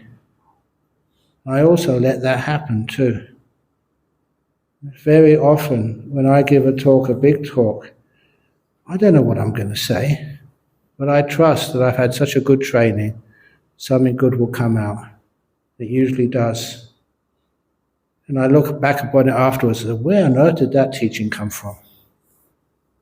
And I remember it was Ajahn Chah told me that years ago. I can remember it. That's how you let go of ego. Okay, next question. During daily chanting the name of Buddha with eyes closed, the name of Buddha. During daily chanting the name of Buddha with eyes closed or meditating, many times I could see either white or colorful lights floating in front of me suddenly. Is that an imagination or what is it? When it appears, then I would come back to reality and it's gone. If it's real, what should I do next? Thank you for your guidance. That is very likely to be what we call the nimitta stage of meditation. What this really is that when you're, say, watching the breathing, many of the senses, the five senses, turn off or become very weak. And so then you have the possibility of being aware of the sixth sense, the mind. I know that when I was in Singapore, I mentioned that at a conference talking with one of my best friends. This was a guy who was the first Buddhist I ever met at Cambridge. You can check him out on the internet if you like. Professor Bernard Carr, C-A-R-R, Emeritus Professor of Queen Mary College in London University, a theoretical physicist. He was one of the close advisors of Professor Hawkins. So much so that Professor Hawkins attended his wedding when he married Mary. Mary was there at Singapore as well. He's a Buddhist theoretical physicist, very famous one. Even there was, I think, a movie, The Theory of Everything, about Stephen Hawking's life. And Bernard was in it. Someone else played the part of Bernard in the movie. He was that close to Stephen Hawking. And we did lots of experiments together. And I forget how I got into this. But anyway, when you actually start meditating, get very still, that's right, about the nature of the mind. Still so many scientists, including Professor Hawkins, keep on he used to state when he was alive, he knows better now he's dead, always thinking that the mind is some byproduct of the brain. And Bernard sort of knows it's not. The mind is independent of the brain. It can use the brain. When a person passes away, there's so much evidence. The mind is independent of the brain. When you die, you will know that. Your brain stops working. The mind or the stream of consciousness carries on. How do you know that for sure? You don't have to die yet. When you start to see those colorful lights in the mind, the more your five senses have settled down and disappeared, the more those lights will appear. And the more they will stay. And the more beautiful they will be. These lights, these nimittas, can be so, so joyful. And one of the characteristics, say if you see, say, a yellow light, that yellow will be more beautiful than any yellow you can see in the real world. More yellow than yellow. More blue than blue. More white than any white you've ever seen. Because your senses have been like clarified. That's typical of these nimittas. They are a mental object. You're not seeing these with your sense of sight. You're experiencing these things through your mind. That's how the mind works. And all the time when people see some colorful lights floating in front of you suddenly, so many people kept on saying they were imagination. But when all the time people have reported these things to me, 99% of the time they are real. You're beginning to see how your mind perceives this thing we call the mind. Obviously they come suddenly and they go very quickly because you're not still enough yet. There comes the time when you are still and these lights will come up, and afterwards you'd realize your eyes are fully closed. You're not hearing anything. You can't feel your body. The breath has gone a long time ago. We see these beautiful lights in the mind called nimittas. If you want to see where the Buddha talked about these, they're in the Upakilesa Sutta, in the Majjhima Nikaya, where the Buddha describes all of the hindrances to these lights coming up and staying with you. You're actually getting in contact with your mind. And weird things happen, safe things. One of the things which happen, sometimes you have these beautiful lights that get so incredibly bright. It's like looking at the sun. But when those things first happen, be careful. You think, if I keep watching this nimitta, it's so incredibly bright and powerful, I'll go blind. You don't go blind. You're not watching this with your eyes. It's how the mind sees, or how your mindfulness sees the mind at this point in your meditation. It can be bright as you possibly want. Number two, they're so joyful. I don't know what your happiest experience has been so far in this life, but this will surpass those. And sometimes you see these beautiful nimittas and you feel that a human being can't take so much happiness. You kind of explode. It's not just momentary, this lasts for a long time. Minutes, hours. Can you take so much happiness? One of the insights I got, yes, you can. Why is it happy? Because your body has vanished and you're still. It's the bliss of meditation. And I keep saying that to encourage you. It's not dangerous. When you get to this state of meditation, you are, as I mentioned yesterday, you're invulnerable. Nothing can harm you. You've got power. Real big power. So anyway, they are real. You're understanding the nature of the mind. These aren't physical anymore. This is mind. You know it exists. You understand how it works and how beautiful it can be. You understand also what happens when you pass away. The body dies.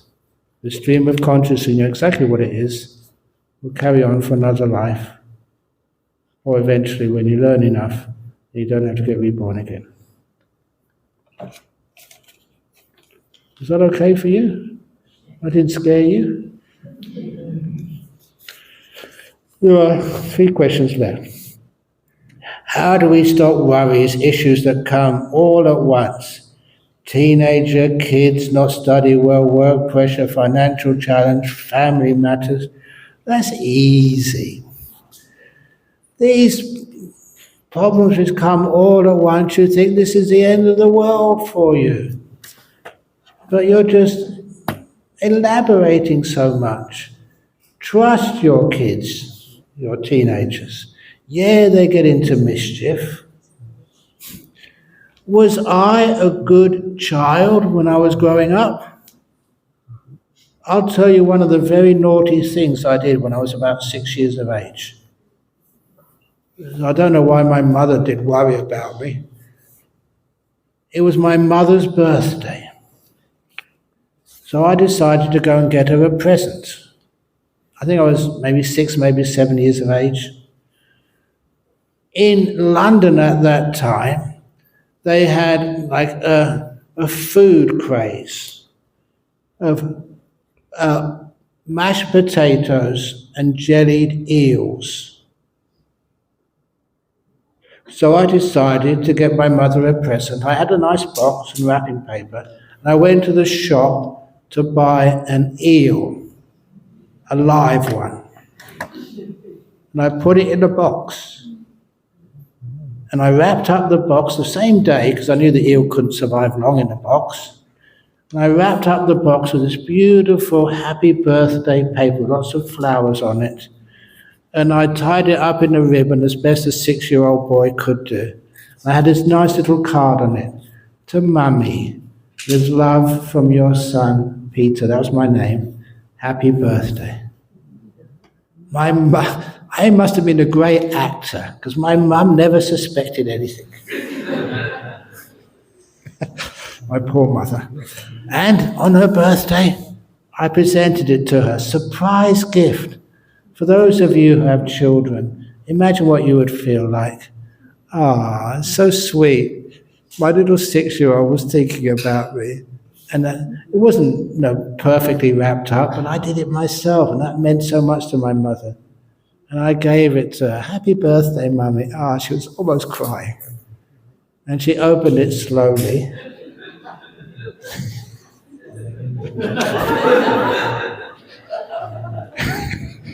And when she opened it, took all the wrapping paper off, untied the ribbon, and opened the box. I could not have trained this eel better. As soon as she opened the box, it lifted up its head and looked at my mum. She screamed so loud. Everybody in London must have heard it. When I was a smart kid, I had what these days they call the escape strategy. I ran like nothing. I was going to say ran like hell. I shouldn't say that. I did. I ran as fast as I could. I had my hiding place, and I lay low for 2 or 3 hours. It worked. What a nasty young boy I was. But my mother just forgave me. I kind of respected my mother for that, but you worry. Some of the issues that come all at once, most of the time you find out you worry, and what you worry about doesn't happen. But my whole life that's been the case. So many things, bad things could have happened, and never did. I really thought the world would end with a nuclear explosion, I think in the 70s. Never did. So work pressure, financial challenge, you just keep on going. Do the best you can. Work pressure, if you have work pressure, everybody else in your office has the same work pressure. Just keep on going, don't worry. Worry doesn't help the pressure, it makes it worse. Financial challenge is not that hard. You just only buy half a durian instead of a whole one. You can still taste it. And as a monk, I'd learned how to live on so little and have so few possessions. What that taught me is just how easy it is to survive and live. You don't need to have the best. You can walk or get a bicycle to travel around Penang. So anyhow, however you do things, you find out you can cope. Have trust in yourself. If not, if you really are in financial pressure and you can't afford things, you can always become a Buddhist nun.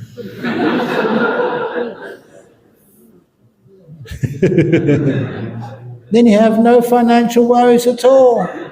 You get well fed, You always have a place to stay. You've got nothing to worry about. Next question. I always go into drowsiness, sleepiness whenever meditation starts. How to improve this? Don't. Learn from it. If you have sleepiness, drowsiness when meditation starts, it's usually because you've been working too hard and too stressed out. Have some rest.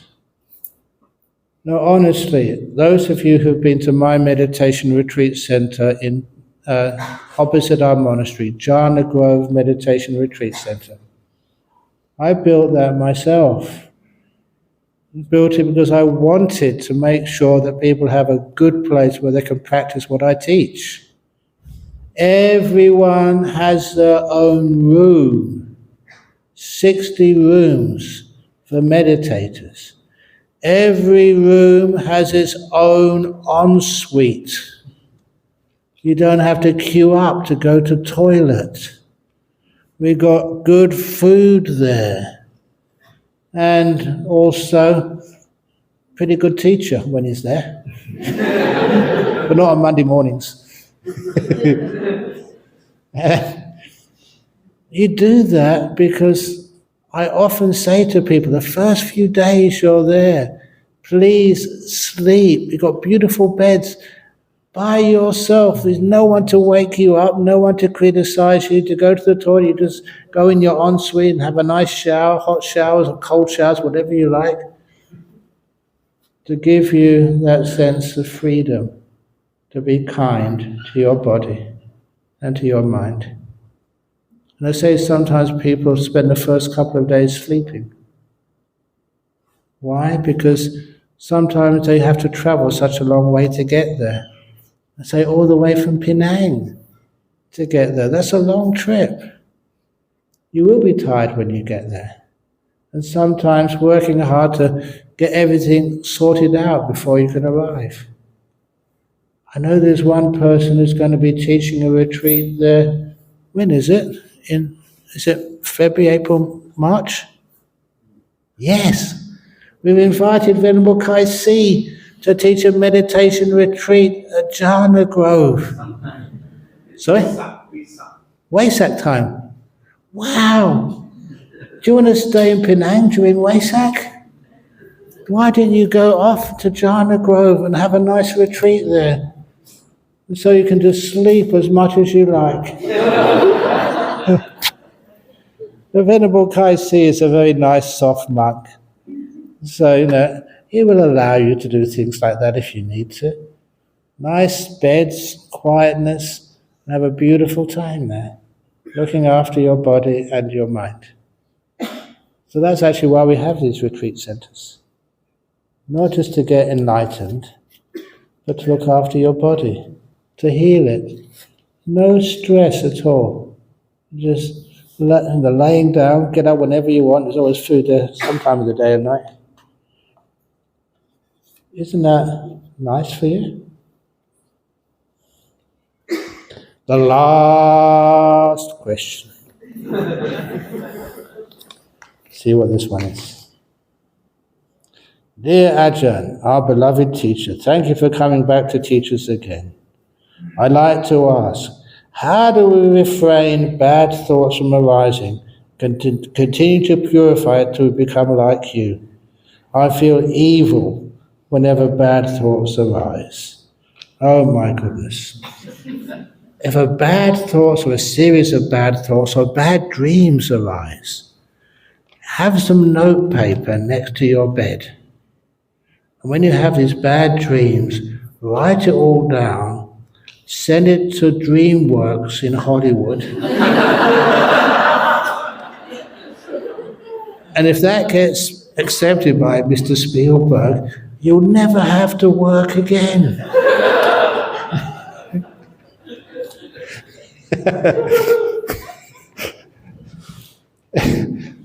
Anyway, bad thoughts come up from the mind. They are thoughts. Don't call them bad. They're just weird, that's all. And sometimes it's just like cleansing stuff. When you wash your clothes, does dirt come off? Even in my robes, dirt comes off when I wash them. Does that mean I'm an evil monk? No, sometimes I spill things on my robes. That's, of course, why eventually you get some dirt coming off. So don't judge so harshly. So you have some bad thoughts. How many good thoughts do you have? This is one of the ways of overcoming that problem. Very simple psychology. I did this with one of the prisoners, convicts, over in Australia. They thought they were a terrible person. How can they actually leave the prison and get a proper life? They were an evil person. They were in jail for something. So I gave them a piece of paper. Write your name on the top. They did that. They trusted me. A line down the middle, on the left-hand side, all the rotten, terrible, evil things you've done in the last week. And they wrote them all down. It took them about 2 minutes to fill up that left side, all the bad things they've done. Now, the good things you've done over the last week. They said, nothing. I'm an evil person. I'm a bad person. I've got nothing to write down. I said, now come on. You must have done something good. I hear you like the cat in the prison. Oh yeah, I gave it a saucer of milk this morning. Put that down. Gave cat saucer of milk. That's a good thing. Now, okay, what other thing have you done? Once they broke that blockage, they wrote something else they'd done good. I woke someone up so they could get there in time for breakfast. Great, put that down. It's a kind thing to do. And they soon filled out the right-hand side. It was the very first good thing they could remember. That was the hardest to get. Once they could see they weren't such a bad person, they can put all the other good things there. So those person who said they just had bad thoughts, write those bad thoughts on a piece of paper. And on the other side, write down the good thoughts you've had today. Then you can give me that piece of paper. What I will do, and I'll tear it down the middle. All the bad thoughts you've had, I won't even look at them. I'll throw it in the rubbish bin. And I'll give you back the list of good thoughts you've had. I would ask you to take it to a photocopier and photocopy maybe 30 copies of that. And then take it to laminate them and leave it around your house, in your bag, in the toilet, in your office, wherever you go, to remind yourself, yes, you do have some bad thoughts. You also have some wonderful thoughts as well. I call that, you have a garden and there are weeds in the garden. What are you going to do?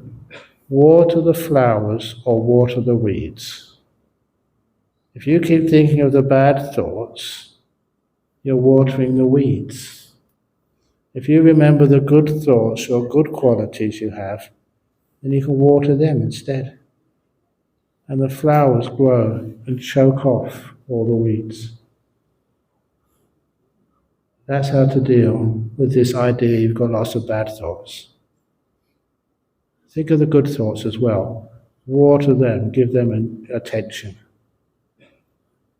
That also works with other people as well. One of the lovely things about being a monk, you don't get paid for this job. I know I get exploited. I'm happy to do that.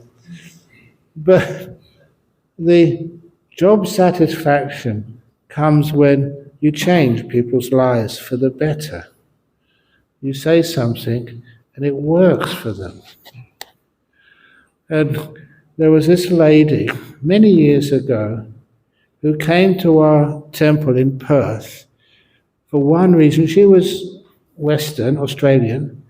She only came because when she came to the temple, it was 2 or 3 hours when she wasn't being hit by her husband. She was suffering quite intense domestic abuse. And this was at a time when the government hadn't really initiated like laws or places where you could go when you were being hit all the time. So she came to our temple, just as an escape for a couple of hours. And what she heard was that forgiveness is not enough. What she heard is you don't just forgive faults, but you recognize and you encourage the good qualities in your husband. It's not just forgiveness, it's more than that. So she took that on board. She was like a hero. Every time her husband hit her, she tried to escape, but she never reminded him of it. Every time her husband behaved like a human being with kindness, she would hug and kiss him, give him some feedback that this is what she really appreciated. You may think that this was simplistic, and it kind of is simplistic. It took her about 7 years. But I remember she came to see me after 7 years, and she said, I just wanted to thank you. Because she showed me one of these meditation stools, like the Zen stools, made out of wood. My husband gave this to me today as a surprise present. I burst out crying, she said. In the past, anything wooden he would use to hit me. Now he gave this to me, an expression of love. He's a totally changed man. Every time he just started to get violent, I forgave him. But every time he did something beautiful and good, I reinforced that by telling him how much it was appreciated, giving him a nice hug. Thank you, dear husband. And he's totally changed. And she wasn't exaggerating. She brought her husband to the monastery of Serpentine, and I saw him talk to him.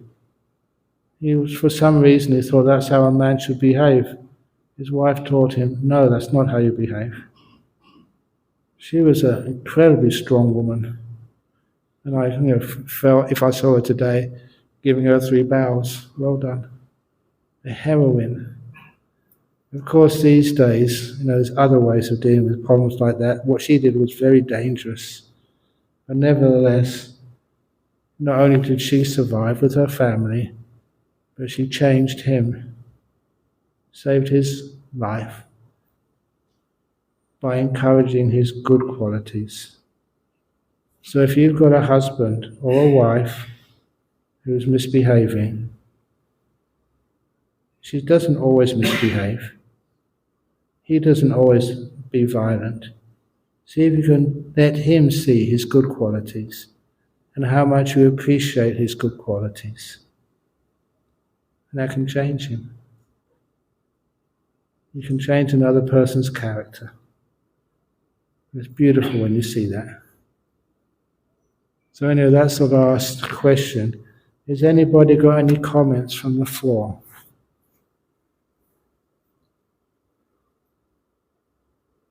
For the second time, any other questions you would like to ask?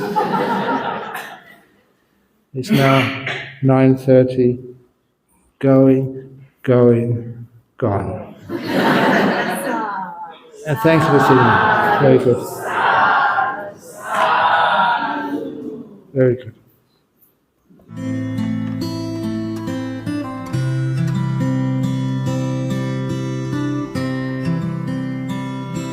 洗进来，呼出去，洗进来，呼出去，好事盛开，一朵年华，我清凉如一滴露，一路高山。像大地一般问候，我自在。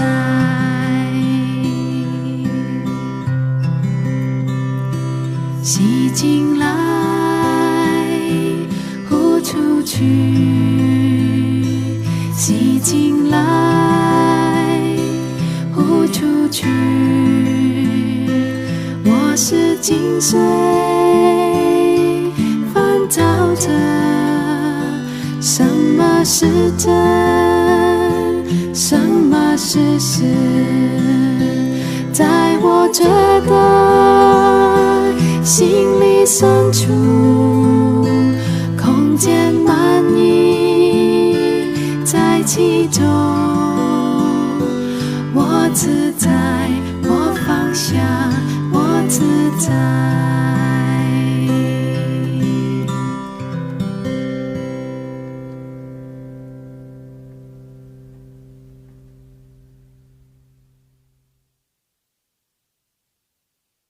Well, that's all for today. If you have any concern or questions, please feel free to contact us at info@buddhadharmatv.com. Thank you for watching the program, and I'm confident that many will gain from the programs on Buddha Dharma TV. Good night. Namo Buddhaya.